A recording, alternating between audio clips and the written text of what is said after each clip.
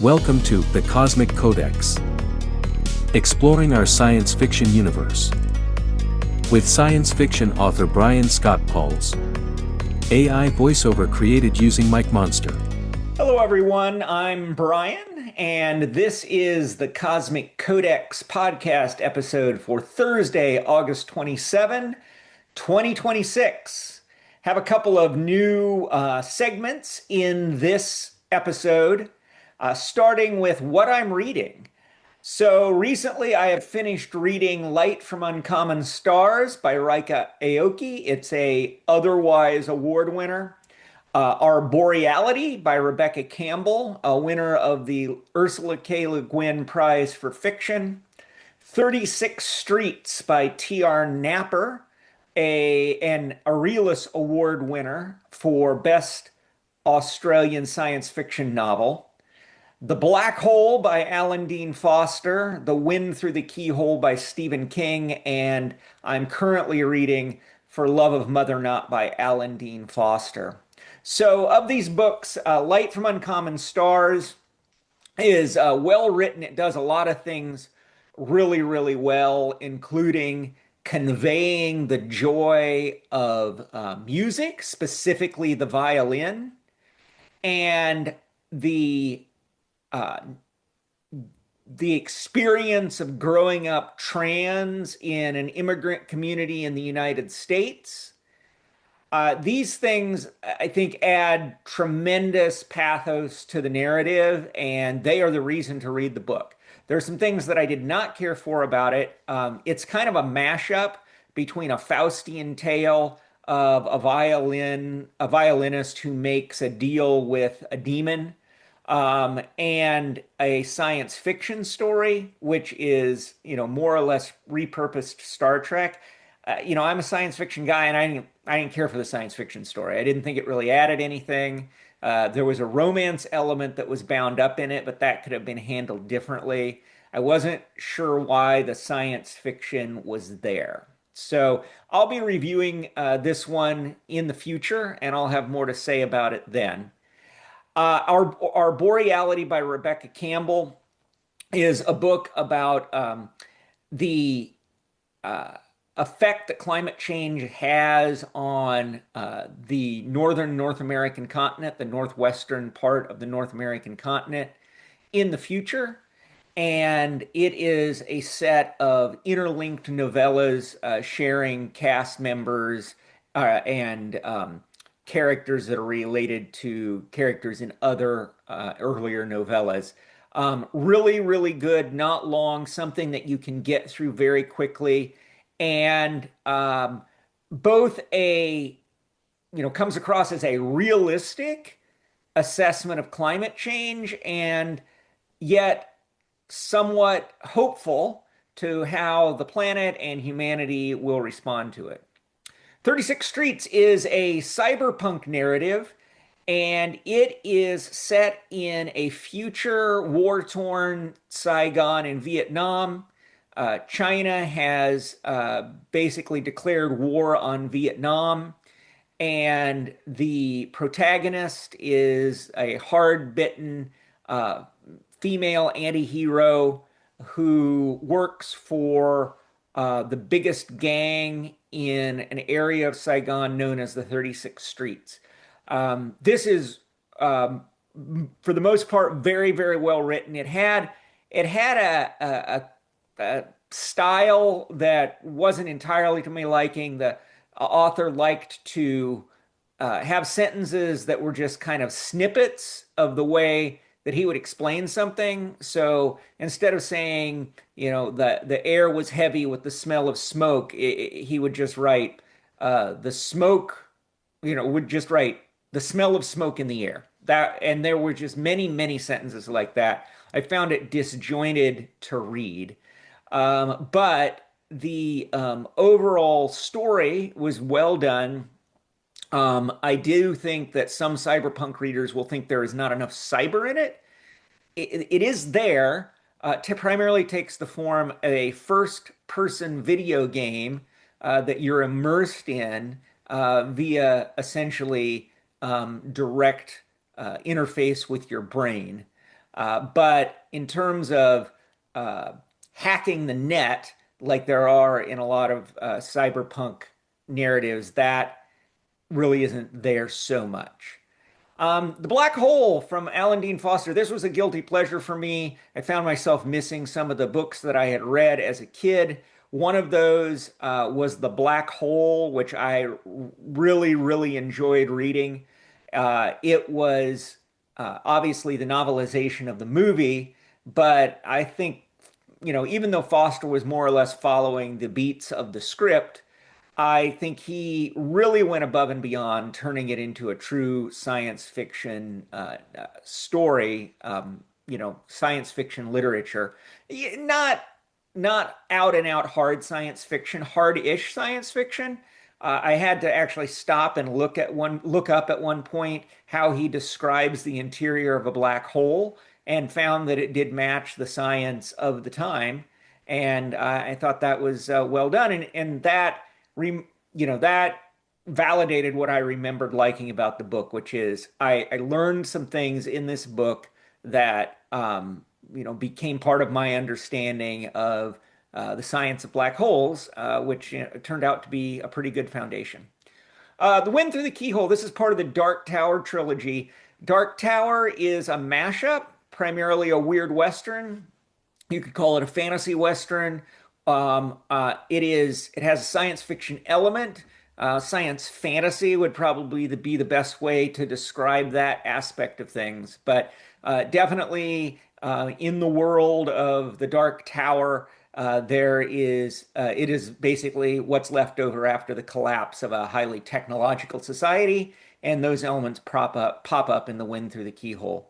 And then finally, For Love of Mother Not, another Alan Dean Foster novel, another return to some books from when I was a kid, a young adult, that I never got around to reading. This one is the retroactive prequel to the Pip and Flink series, a couple of Foster's most well-known characters. Flinks is a redheaded young man with empathic powers. Pip is a mini dragon, basically a snake with wings who can spit an acidic venom from his mouth. And I'm enjoying it so far. It reminds me that, a lot of the stories that I like to read when I was a kid didn't necessarily have the weight of the type of science fiction I most enjoy now, but it's still a welcome bit of escapism for me. In the comment from Instagram on my post when I started 36 Streets, Jason, good friend of mine, wrote, "How goes your book?" And I responded to him online. I also talked to him on the phone. But Jason, as we talked about, I am getting back into working on my first science fiction collection, Probability Amplitudes, after putting this newsletter and podcast on hiatus for a year because I lost my job and I had to figure out, how I was going to reinvent my career. But I have gotten back into writing, trying to get back into a solid discipline of writing on a consistent basis. But it's reminded me that that is a piece that has been missing from my life, and I am looking forward to finally getting that project done. On TikTok, in response to my post about my article, Where's All the Antimatter? Catawire said, "Love your content, keep it up." And Philzilla said, "Look, it was a fabulous TV show. Can we just leave it there?" What Philzilla is talking about there is I talk at the beginning of the article about how the Big Bang should have created equal parts matter and antimatter. They are obviously referring to the television show The Big Bang, which I have to admit I haven't really watched very much of, mostly because I'm not the biggest science fiction comedy fan, unless it is The Hitchhiker's Guide to the Galaxy or Galaxy Quest. Also realized I mispronounced Catawire's handle. It is Cat Six Wire. And thank you for your encouragement telling me to keep up my content. Um, on my post about finishing 36 Streets, Mark Stout wrote, "Love your shirt. I'm a big Robert Heinlein fan, especially Stranger in a Strange Land." Grok? A little explanation. I was wearing a Heinlein hero shirt when I made that post. He's referring to that, and Grok is not talking about the AI startup by Elon Musk that is now part of SpaceX. It's talking about the term Grok as it appears in Stranger in a Strange Land. And as I said in my response online, on other videos, I am actually wearing a shirt with a picture of Mars on it that says Grok. Mars is a central element of the plot in Stranger in a Strange Land. On the same post, Dr. Peepee said, "My friend, how fast do you read?" And I have to admit, I've never really thought of myself as being a fast reader. What I am is I'm I read a lot, I guess is the way I should put it. I don't feel like I read fast, but I do read a lot, and that allows me to get through more books than maybe a faster reader would get through if they didn't devote as much time to it as I do. On my post about finishing Arboreality by Rebecca Campbell, Derek Del Moral says, "Thanks for the rec from East Bay." Derek, you're very welcome from Kansas City. And on finishing Light from Uncommon Stars by Rika Aoki, J.S. Holloway said, "Love sci-fi, glad to find sci-fi content on here." J.S., obviously, I love science fiction as well, and I am glad that you find my perspective of value and hope you continue to follow along. Okay, another new segment is SF Community News. The big news this week is that it is the World Science Fiction Convention week in Los Angeles, LA Con 5, and that means that the Hugo Awards are coming up on Sunday, and they will be live streamed on the LA Con 5 YouTube channel. And I will put a I will put a link to the channel in the show notes. I can't put a link. I may not be able to put a link directly to the stream. I'll have to find out. But either way, I'll have a link in the show notes where you can go to find that stream on Sunday. And then a note about something I found out about last week, the Greg Bear birthday humble bundle. Greg Bear, science fiction author, passed away in 2022. He would have been 75 this year. And in celebration, Humble Bundle is offering 27 books for a suggested price of $18. And as always, they donate a portion of that to a charity. And in this case, they're donating it to SIFWA, the Science Fiction and Fantasy Writers Association. So that is a tremendous price for a writer the caliber of Greg Bear. He is highly regarded, highly acclaimed. I personally recommend his duology, The Forge of God and The Anvil of Stars. It is a really good, the first one's a really good catastrophe narrative. And the second one is a very intriguing book about the descendants of some of the people in the first book, or at least the successors to those folks, who are traveling through space trying to find the source of the catastrophe in the first book. And what I remember about that is that I can't remember the exact year it came out, but it definitely came out before before the United States invasion of Iraq in pursuit of weapons of mass destruction. And that plot point plays an important role in this book. The people on this ship find themselves investigating a potential source of the weapons that caused the catastrophe on Earth in the first book. And to tell you what happened would be a spoiler, so I won't do that. But reading that book and then later living through the United States invasion of Iraq and the claim that we were there looking for weapons of mass destruction.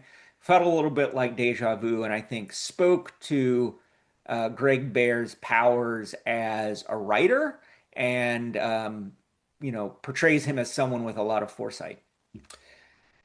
If you or someone you know need professional tech guidance for your author coaching or independent publishing business, you are encouraged to check out my business, Cloudacy, where I provide chief technology officer services for a variety of clients. But one of the areas that we focus on is writers who have their own author business, because that's obviously a area of passion and concern of mine. So if you fit that description or know someone who does, you can find a link to more about Cloudacy in the show notes. All right, on to our main article, which is a critique of Adrian Tchaikovsky's Children of the Sky. So this book is really a mashup of components taken from other older novels. And there's at least five that I've been able to identify. Andre Norton's The Stars Are Ours, Robert Heinlein's Orphans of the Sky, Frank Herbert's Dune, David Brin's The Uplift War, and Werner Vinge's A Deepness in the Sky. So this is a description. It is not a criticism. T.S. Eliot taught us that immature poets imitate, mature poets steal, bad poets deface what they take, good poets make it into something better or at least different, as Eliot said. I wouldn't necessarily claim that Tchaikovsky is a better author than Norton, Heinlein, Herbert, Brin, and or Vinge, but he definitely takes these pieces and creates something unique with them. And I believe this book is worth reading for that purpose. It won the Arthur C. Clarke Award in 2016, and in 2023, the series, Children of Time series, won the Hugo Award for Best Series. So that was when the series consisted of Children of Time, the book I'm critiquing today, Children of Ruin, and Children of Memory. He has since come out with a new one called Children of Strife. And I have the trade paperback, which is the copy that I want, so it fits in with my others. And that is on pre-order. It comes out, I believe, in December or January. I will plan to review Children of Ruin and Children of Memory, since they were part of this series when it won Best Series. I may or may not review Children of Strife at a later time. So this story really starts out with one of the more compelling characters, Dr. Arvana Kern. She is in orbit along with her people of a planet that has previously been terraformed by humans. And she is embarking on an experiment where she's going to infect some monkeys with a nanovirus that will help accelerate their evolution into a sentient species. However, there is an act of sabotage. The monkeys are killed. The nanovirus is released into the environment, and not having any monkeys to latch onto, it proceeds to infect a number of other species. Most importantly, Portia labiata, which is the genus of jumping spiders. Kern puts herself into suspended animation so that she can come out of suspended animation at various intervals to observe how her experiment is going. Thousands of years later, an Ark ship called the Gilgamesh approaches the planet after fleeing a ruined Earth. At this point, because of long periods of suspended animation and isolation, she is psychologically unstable and is unwilling to share her world with these refugees who have, spoiled their planet. This tale is told in a back and forth narrative. On the one side are these humans on the Gilgamesh, and on the other side are these um, spiders that have undergone accelerated evolution into an intelligent species. Um, Tchaikovsky has a background in psychology and zoology. That's where he is strongest from a scientific standpoint, and that really comes through here. Um, there have been a number of experiments done on the um, uh, the Portia labiata species, and it's one of the species that we have studied the most, species of arthropod that we've studied the most scientifically. And these are the real spiders, are pretty smart already. They're able to select routes before they move when they're hunting their prey. They sometimes take detours that carry them out of sight of their prey. They are able to lose sight of their prey, but still keep their objective in mind. And they even, when they're hunting other spiders, specifically spitting spiders, will adjust their tactics to accommodate for the abilities of the spitting spiders. So most of all here, what Tchaikovsky does is he uses his background in science to create these very believable non-humans, but more importantly, a believable non-human society. These spiders, evolved spider species, are known as the Portiids within the story. And among other things that they accomplish, building cities and whatnot, they are also able to build a computer out of ants. They are able to train the ants to interact in such a way that they can, through their movements, etc., process uh, data, and they serve as the computers used by the Portiids. Um, Tchaikovsky also points out that because the spiders are used to moving in 3 dimensions, they are basically built for zero G, which comes into play later in the book.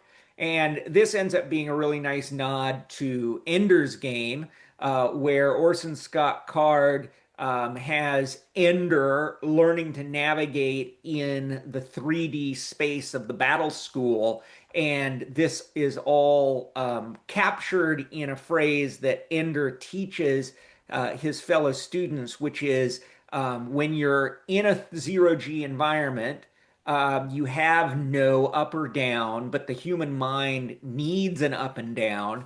And so therefore, the arena in the battle school is this, open 3D space with the gate for one team on one side and the gate for the other team on the other. This is the gates they use to enter the arena.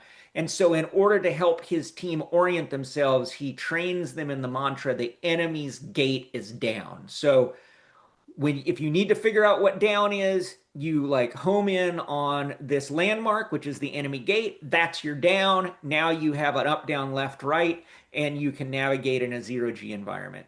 And Tchaikovsky seems to have that in mind, except what he's saying is spiders don't really need the same framework, artificial framework that Ender gave his fellow students at the battle school. They naturally know how to operate in a 3D environment. Um, One of the major problems with the book is that the humans are just not as interesting as the Portiids. I mean, they're not. And Arvana Kern is the major exception. Arvana Kern is a very interesting human character until we get near the end of the book, where she still is interesting, but the question of her being human is pretty much open. The rest of the characters aren't interesting because they are neither likable nor memorable. And Arvana Kern stands apart again because in this case, she is memorable because she is so incredibly unlikable. So good job on Arvana Kern, but the rest of the human characters kind of suffer from what can be summed up with one of them, the main human viewpoint character is named Holston Mason. And I think this is a mistake. Tchaikovsky makes him a classicist, makes him an academic. He is basically there plot wise to translate the thousands of year old language that Arvana Kern speaks, which by the time this ship left Earth was a dead language. And I believe that linguistics is a fascinating field of study, but it does not make for gripping drama. And I think that that kind of captures the problems with the human characters in a nutshell. Of course, the humans also provide a familiar reference point for humans reading the book. So they're not just reading about alien spiders all the time. But really, their most important role as a foil to the Portiad civilization. The humans still have all the flaws and shortcomings of human beings. They have left an Earth that has been destroyed by humans. Uh, Tchaikovsky really hammers this home with a phrase that he uses when he says, genocide of other species and of their own was ever a tool in the human kit. By contrast, the Portians are evolutionarily coded for cooperation and harmony, even if part of that coding may have come from a human nanovirus. And the inevitable confrontation between these two groups really comes to a head in the form of a prisoner's dilemma, which is the thought experiment in game theory that goes by that name. And Holston imagines contact with the Portiads, which actual face-to-face contact is more or less delayed, until late in the book. And Holston imagines that contact as a prisoner's dilemma, meaning that the choices are they can try to trust each other and be wrong, or that one of them can betray the other. And the Portiads don't see it like that. In Tchaikovsky's words, because of their makeup, they see the same situation not as they see it as a Gordian knot to be cut through rather than to be bound by. And this, I think, is a clever way to wrap up the book's conflicting lines of reasoning. I think some people may find it an affront to what it means to be human, the resolution, which I'm not going to share because I don't want to spoil it for you. All this taken into account, Children of Time may be a good novel, probably not a great novel, but I do recommend it for fans of space adventure, epic future history, compelling alien species. I don't recommend it for anyone looking for a large cast of gripping human characters. All right, Club Codex for this month. This is our last week to read and discuss Arboreality by Rebecca Campbell, which I have finished. I've updated the chat thread with my thoughts.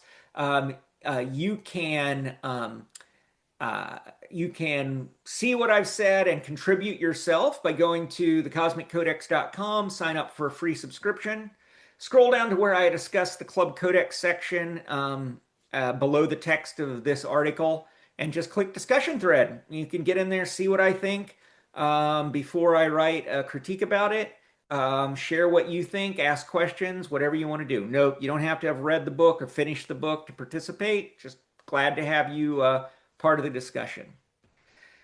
So don't forget to leave a comment on the article at thecosmiccodex.com. I appreciate all of you taking the time to read or listen, however you follow along with the Cosmic Codex, and I hope that you will all have a great week. Thank you and take care.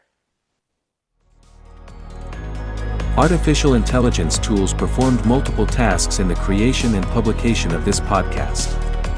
Please share your thoughts about this episode by commenting online in the original article at thecosmiccodex.com. You can also find source links in the online text.